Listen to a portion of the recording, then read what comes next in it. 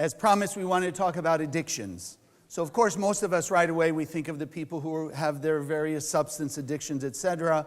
We understand, especially in today's world, how damaging it is, how much chaos it creates. And we pray for those people to overcome it. But today we're going to understand addictions in a completely different way. Because if you go to the mental health definition of what addiction is, they say like this: addiction is the repeated involvement with a substance or activity despite the substantial harm it now causes, because that involvement was and may continue to be pleasurable and or valuable. So then, for us to understand why do people continue with their addictions, is not because they're addicted, right? We tend to say they're addicted, but what is it really about? It's about the joy, the pleasure, the gratification they get, or we get, from that addiction. And so we want to go beyond. We want to now understand from a spiritual level addiction, the source of addiction, and what we can do about it. But it's at least first to acknowledge you and I may not be addicted to a substance, drugs, alcohol, whatever it is, but we all have addiction in some way or other. Do we not? Of course. Another way we could talk about it. What's a compulsive behavior? Okay, eating. Okay. All right. But the idea, we say addiction, we give it a different term. So this person has an addiction, this person has a compulsion. Really, in practicality, what's the difference? Nothing. This person has an addiction, this person has an obsession. What's the difference? Nothing. It's really the same thing. It just maybe eases the person's mind a little bit to be able to say, well, it's just a compulsion, it's not really an addiction. Like addiction is the worst thing could happen. Compulsion, obsession is not quite so bad. Really? Until you see these movies, I don't even want to name the movies, but where you see like stalking, right? Stalking, what's stalking? Is it not addiction, compulsion, obsession? It's the same thing. So at least let's start from where we truly are. Let's acknowledge we all have some form of an addiction. Because as we just read, what's the bottom line? Why do we continue to repeat the same repetitive pattern or behavior over and over again? Because we find ourselves with some form of joy or pleasure, or as we call it in the classes, instant gratification. Right? Whatever it may be. You know anybody who just has anger all the time? Short temper all the time? Anything like that? Well, what would you call that? Isn't that addiction? Something doesn't go their way, scream and yell. Something else doesn't happen their way, scream and yell. They go to the supermarket, right? The line takes too long, scream and yell. They're at the post office, line takes too long, scream and yell. The driver gets in their way, scream and yell. The elevator too long, scream and yell. That's not an addiction? Of course, it's the same thing. It's an addiction. But we don't think of it that way. Now we'll have anger management. But what's the difference between anger management and rehab for drugs? Let's start waking up our consciousness. We just affirmed consciousness is everything. So then we also have to realize in one way or another, we have those addictions because we get instant gratification. Scream and yell at somebody, right away you feel good. Don't you? It may not last very long, but it feels good. How about this? Isn't it interesting? If somebody's addicted to alcohol, we call them an alcoholic, right? If you see somebody working 12 hours, 16 hours, 18 hours, 20 hours at a job, do we not also call them sometimes workaholic? But in our 5 sense level, we look, the person who's working hard to grow their business and succeeding in business, we don't look at it the same way as somebody who's a drug addict or an alcoholic, do we? We tend to look at them differently. But you and I are here not to look just at the outside. We're here to look at the inside. We're here to understand the spiritual laws of the universe. And the person who's addicted to work. Now, don't misconstrue that. It means you can tell your boss you don't want to work anymore, right? Or you don't have to work. I'm not saying that. But there are people who are addicted. I met a man once many years ago when I was teaching in LA who couldn't go away from his business for even a weekend because he felt that if he went away, the business would fall apart. That's an addiction. That's an addiction. right? That he can't leave it. He can't go away. Unfortunately, in his case, the universe showed him that he could go away, not only for a weekend, but for a couple weeks. His father had a heart attack, and he spent almost 2 weeks at the father's bedside. Fortunately, he got better, but he proved to himself at the end of the story that for 10 days he could be away from the business. And guess what happened when he went back to work? It was still there doing fine. Still there doing fine. So a person can have an addiction to work. We can have addiction, like we said, even to food. We can have addiction. How about to the gym? Nobody has an addiction to the gym?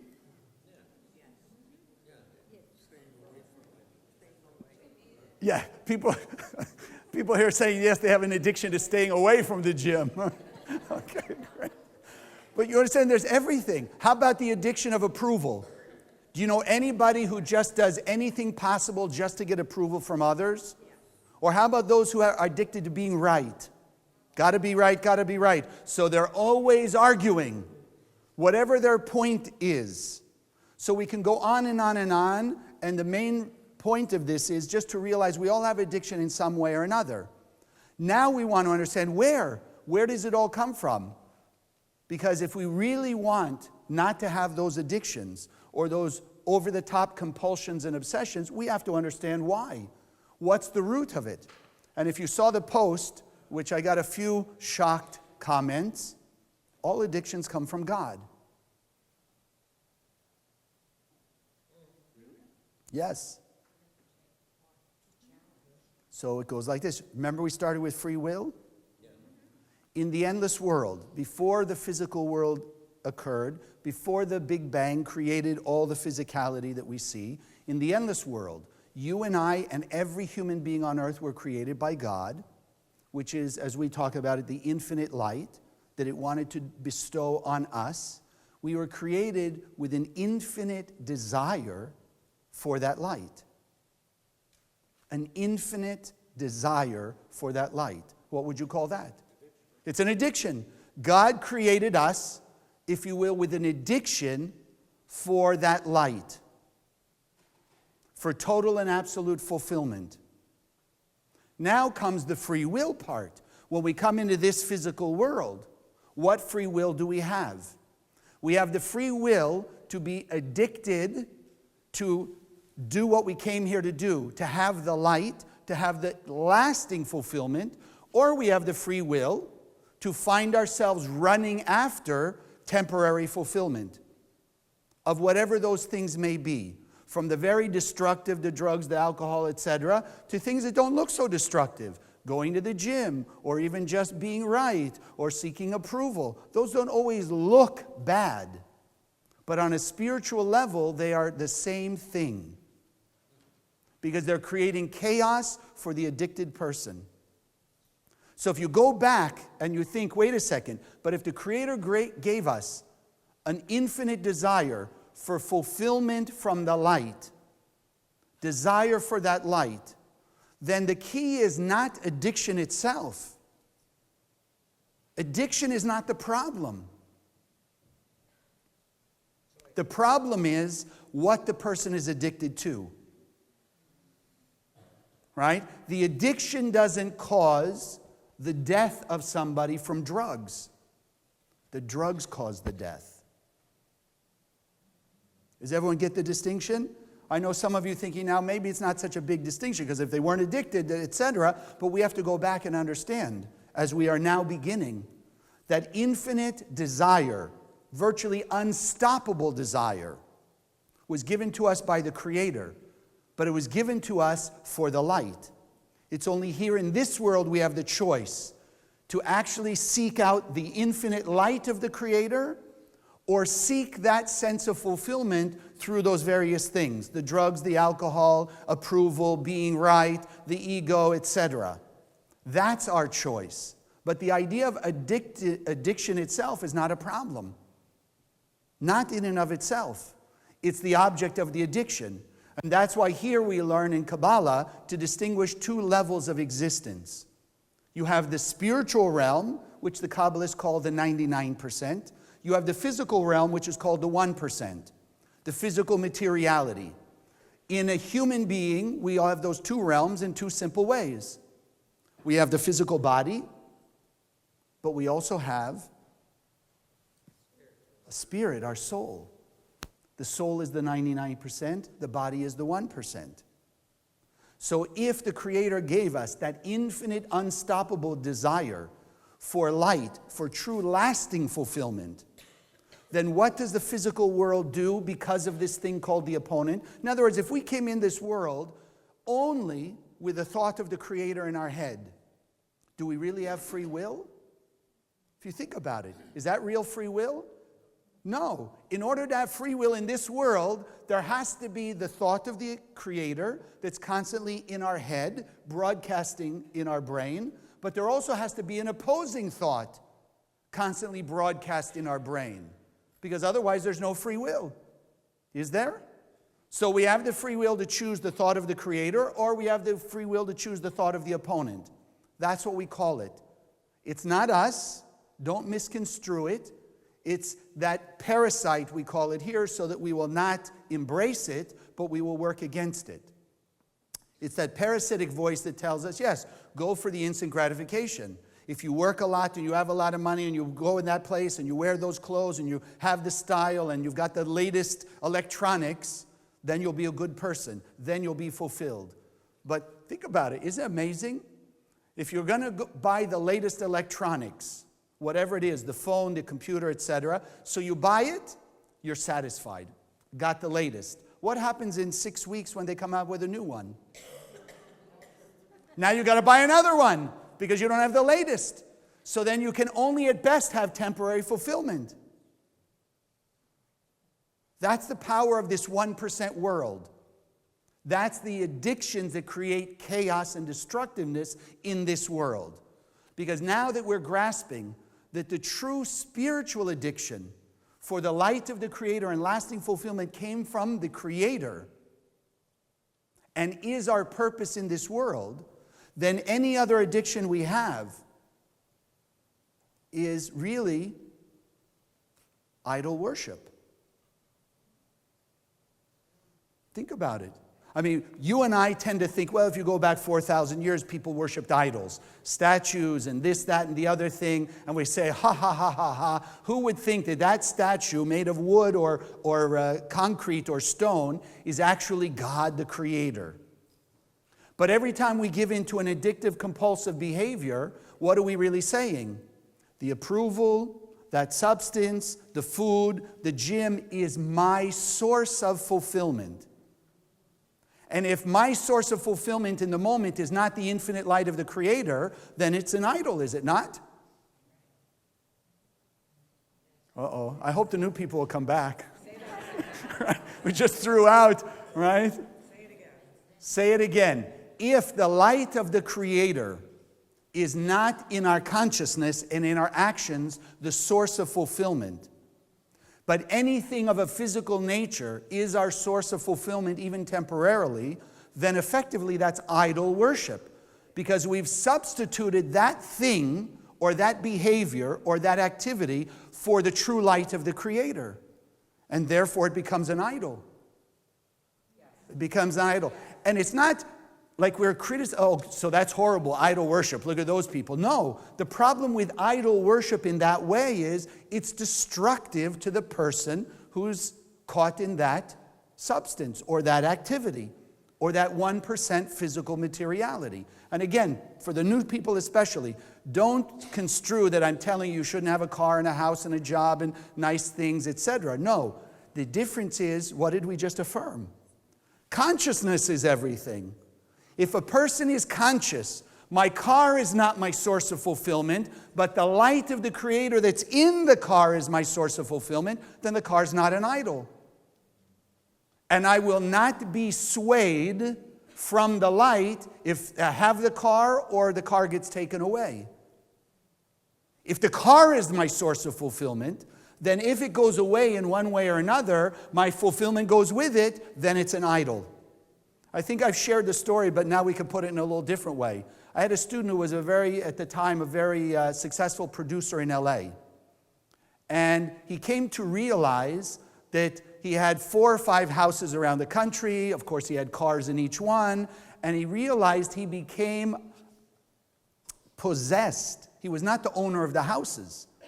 The houses owned him because he was so busy day in and day out about what to do at which house, what kind of gardening, landscaping, what kind of guests he should have, which car should be at which house, etc., that he was owned by the houses.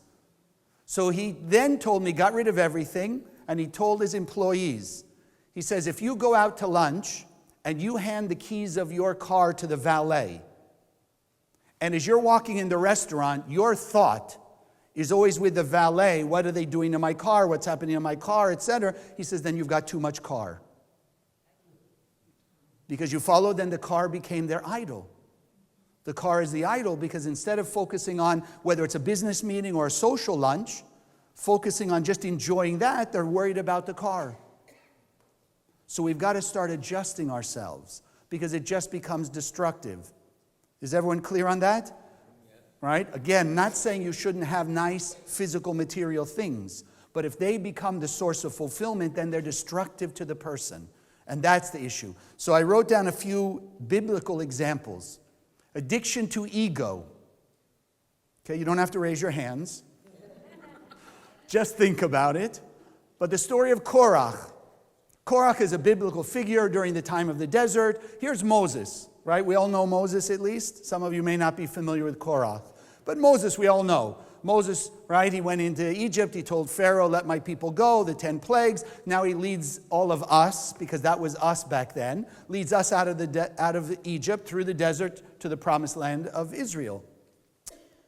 So Korach, along the way, Korach, rich, powerful, right, had all the things we would think are success. But he was jealous of Moses. Moses, why are you the leader? Why aren't I the leader? Why is it you appointed your brother and your sister in high positions, right? What about me? The ego. The ego. What happened to Korach? With just giving you the end of the story, right? Big earthquake came. The earth split, swallowed up Korach, all the 250 people who followed him, his house, his car, the horses. I was just waiting to see if I caught you there. Right? 3,400 years ago, if you had a car, that's pretty amazing. Okay. But swallowed up everything. They even say even the papers that he had all swallowed up in that earthquake. Right? That's what happened because of the ego. Can we see it in modern terms? I don't hear about it much. It's probably still occurring. But for a while, at least back in LA, there was a big rash of these things. Road rage death. Somebody cuts off somebody, even just a little bit. Now they start in a fight, right? Getting each other, honking, this and this. They pull off the side of the road. They both get out like they're going to fight. One guy takes a gun, boom, the other guy's gone.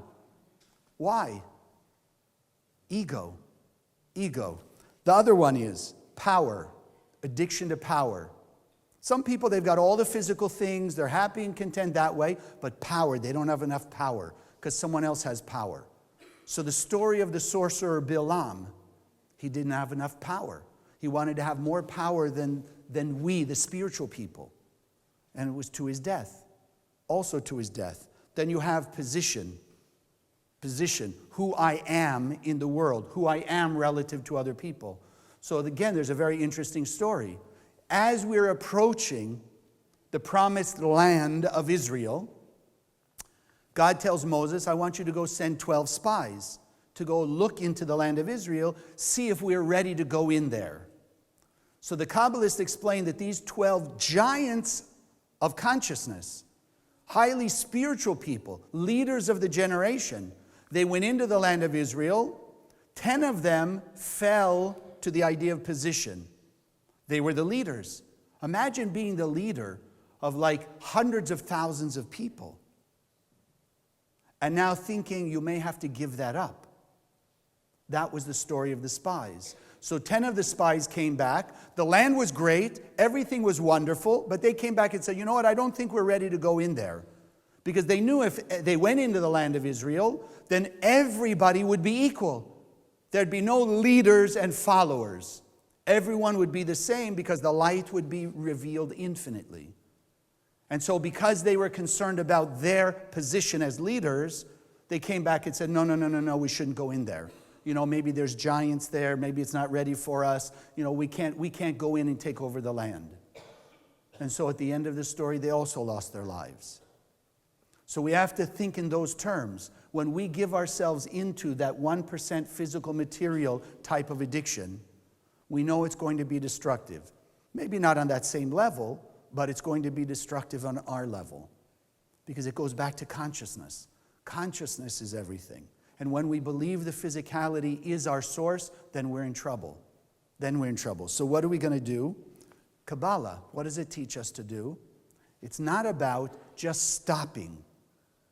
That's unfortunately the way just to add chaos.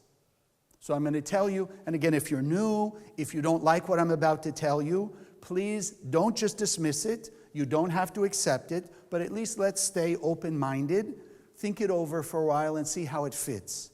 If you just try and tell somebody, you've got to stop your addiction, whether it's to a substance or an activity. Just stop and never do it again. It's not going to work. It's not going to work, especially now that we understand where the consciousness of addiction came from.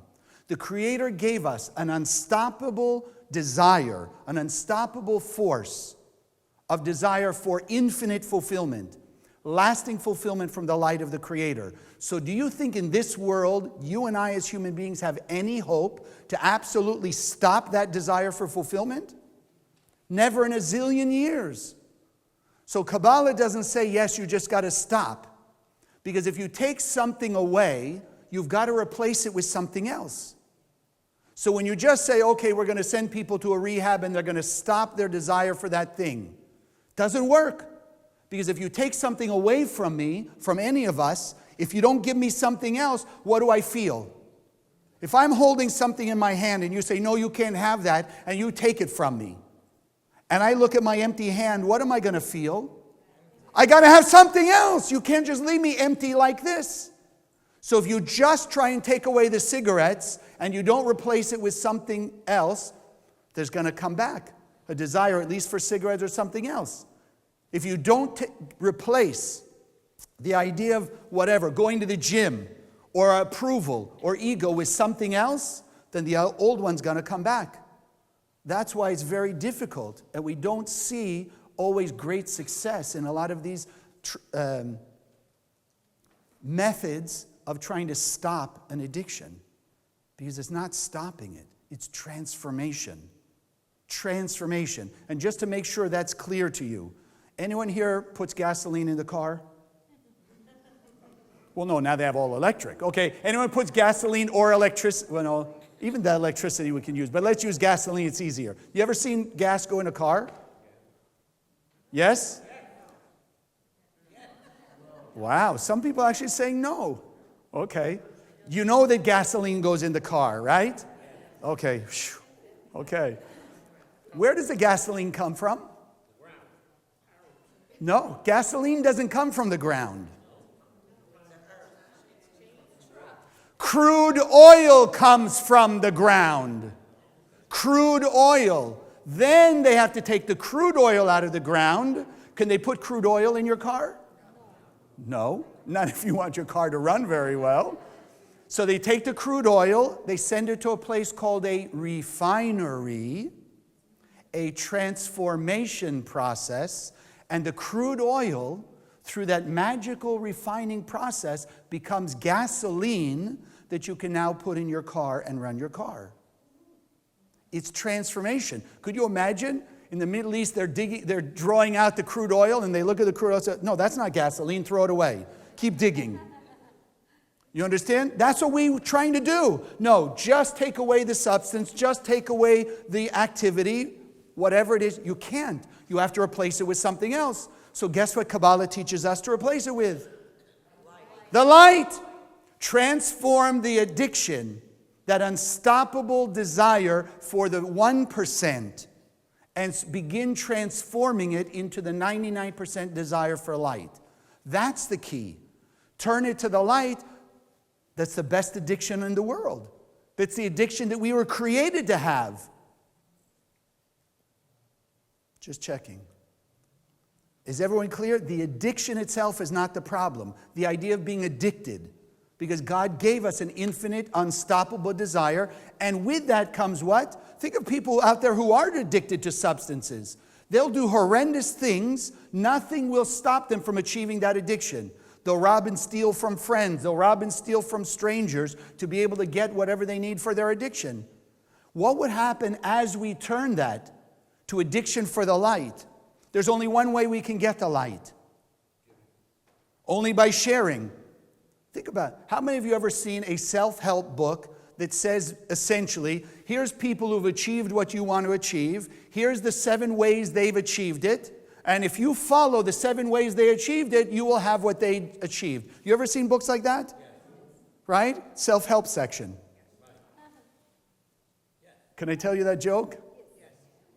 So the person walks into the bookstore, walks up to the information counter and says, please, can you point me to the self-help section? The person at the counter says, well, that would be self-defeating.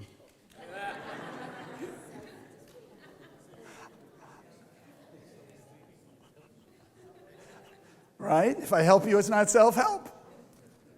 But the idea being that we think if we will imitate the people who've achieved whatever it is we want to achieve, we can achieve the same thing. So if we take that same concept and we look at the Creator, as we spoke last week, the Creator understood Kabbalistic as simply light, infinite light of sharing. So if we want that absolute fulfillment that the Creator has, then we have to imitate the Creator. So that's why the Kabbalists teach us the only way to have lasting fulfillment is by sharing. Sharing in every way, shape, or form. What does the opponent tell us?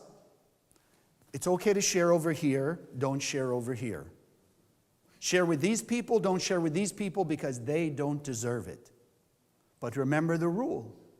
As much as we share, unconditionally, it will come back to us. So if a person doesn't share with the people they don't like, they've had conflict, or they consider evil out there, if they don't share, then they don't get the light back. It's not about the other person. It's about we ourselves. If we're sharing our light in the appropriate way with 7.5 billion people, then 7.5 billion sparks of light manifest for us.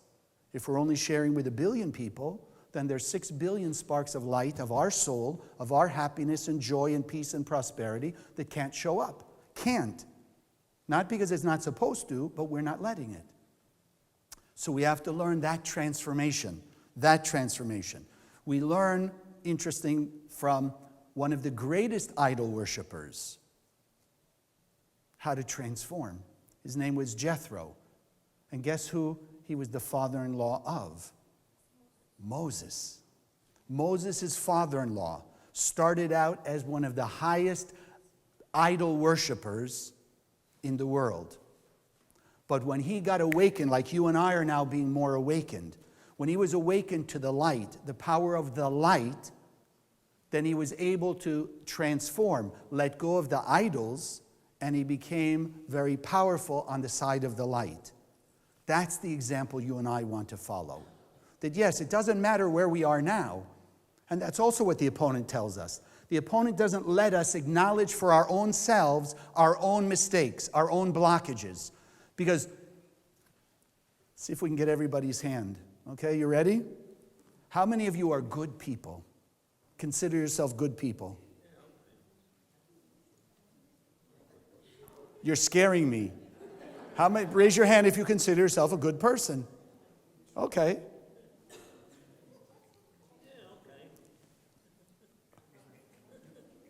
Hi. Okay.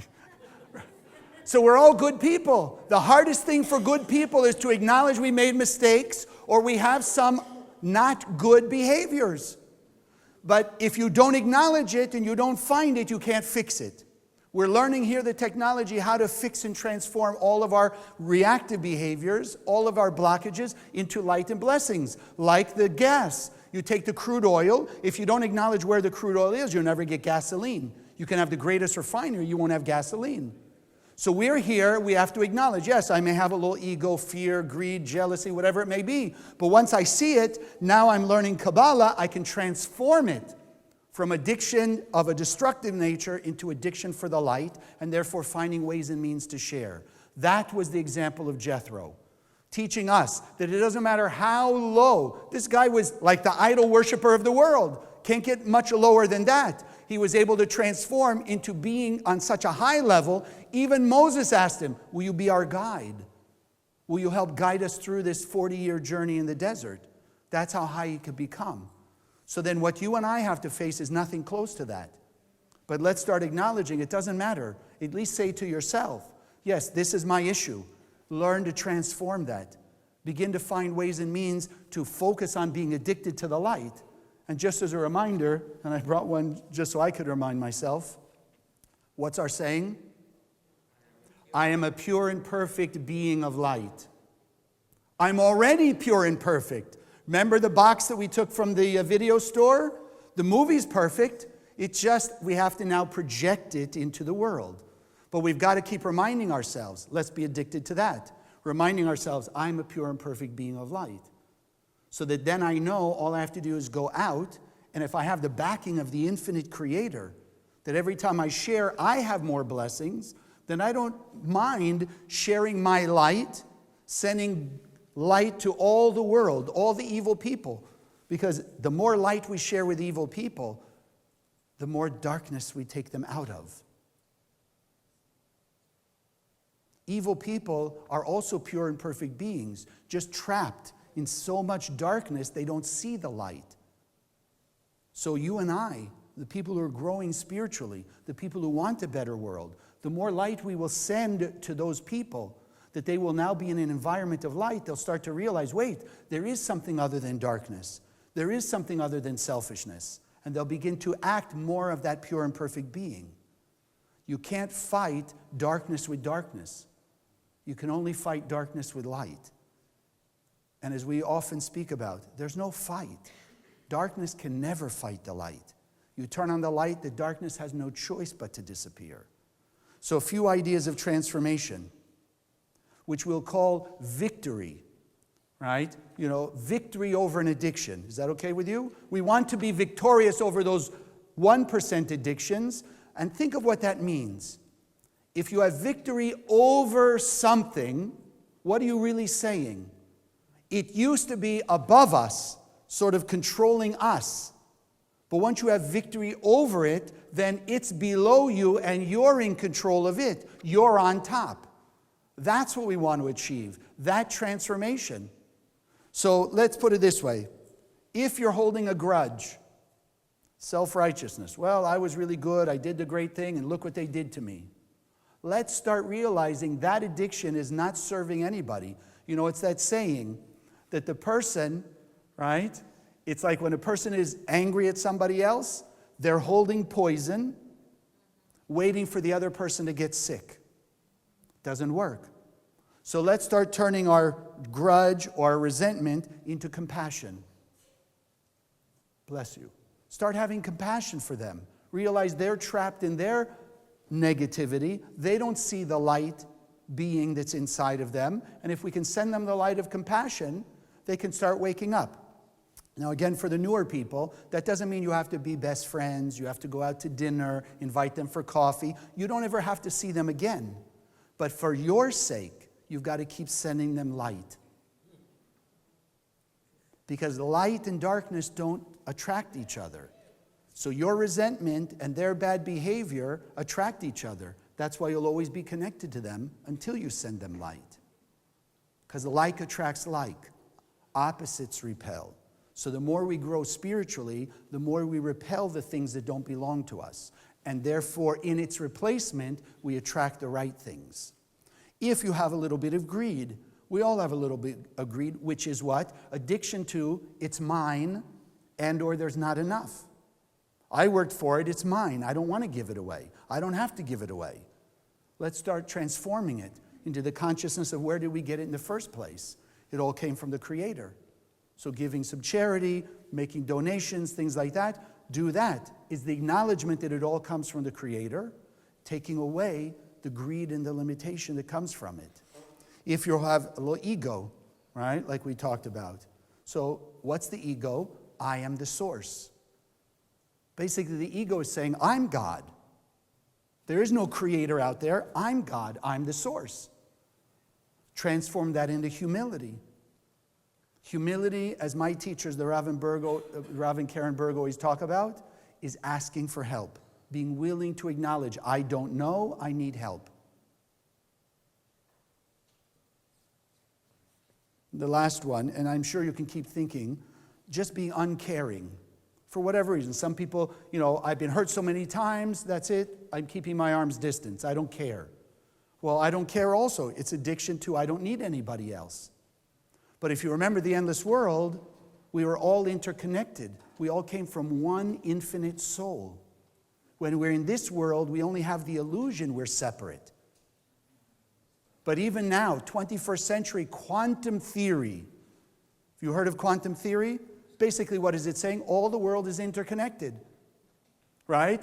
As sometimes they say in its strange way, the person who closes their door in China is creating a tidal wave over on whatever, in the ocean. I don't want to put it on anyone. Things like that. Quantum, everyone is affecting everyone else. So let's start changing the addiction of I don't care and I don't need anybody else, right? The ego into humility. Into, no, I need people. I want to connect to them. I want the right people in my life. I want to reassemble that one soul. That's transformation. That will remove all the chaos and the destruction. The more we become addicted to the light, the more we become addicted to the actions of sharing. Good. Nothing wrong with that. It's the best addiction. Because what is it doing? The more I want the light, the more I have to share with others. Think what the world will be like the more and more we put this into use. The more you and I can be addicted to the light and we start sending the light out to everybody. What are we now impacting the world with? Light. And the more we impact the heart and soul of people with the light, the more we awaken the light inside of them, then the more they will feel the internal desire, that unstoppable force to achieve what the Creator gave us, infinite, lasting fulfillment through the actions of sharing. That's how you and I are changing the planet. That's the whole mission of the Kabbalah Center. Bring this wisdom to every person on earth so that everybody around the world, as we have watching us, around the world can use this technology, no matter who we are, where we come from, to focus on how can I share the light all the time because it's good for me. I share the light, it's good for me. I get more light. The nice part is the more light I touch you with, the more the light's awaken in you. And therefore you want to turn around and share it with more people and more people and more people till we've got the whole world covered. Isn't it amazing the opponent still puts in our head? Every religion, every spirituality talks about heaven on earth, peace in the world, right? Goodwill towards all mankind. Every one of them. And yet when we say it or we think about it, comes the opponent and says, it'll never happen. Never happened for all these reasons. Different religions, different culture, different nationality, different this. No. The beauty of what Kabbalah has taught me now for 31 years as a teacher, every human being past the skin is the same. The same. We've all been given that addiction for the light from the Creator. We've been given 100% light waiting inside of us for us to express it. We've been given the power of unity. Every person on earth interconnected. Consciousness is everything. Today it's our job to realize I have to be unified with all those people. It's not their job to be unified with me. It's my job to be unified with them if I want peace in my life, if I want harmony in my life, and if I want the revelation and the manifestation of all the good things the Creator already gave us, then I have to share it. So today is the day we want to start waking up and say, no, I no longer want to get rid of my addiction. I want to transform my addiction from whatever it may have been, and I want to transform it into being addicted to the light. Because the light is that unstoppable force that has never and will never give up until there's peace and harmony in the world. And that's why there's so much pressure on you and me in the world today. So let's start relieving some of that pressure. Let's start addicting ourselves in our consciousness and our actions to share the light through every kind of good action. love, kindness, compassion to all human beings. And then that dream of heaven on earth that we all imagine just before we fall asleep will take place in our time. God bless.